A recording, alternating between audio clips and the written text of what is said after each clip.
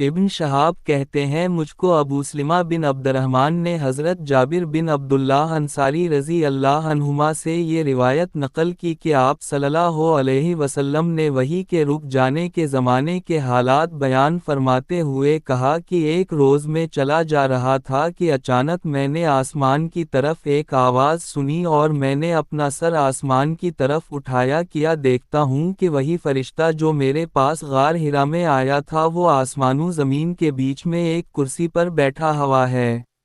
میں اس سے ڈر گیا اور گھر آنے پر میں نے پھر کمبل اوڑھنے کی خواہش ظاہر کی۔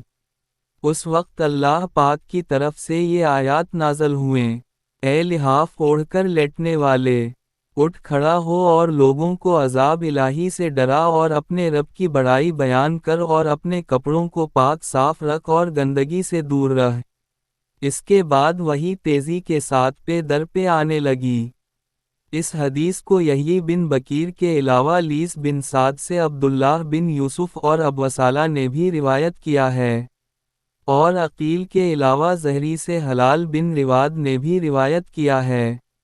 یونس اور معمر نے اپنی روایت میں لفظ فوادہ کی جگہ بوادرہ نقل کیا ہے۔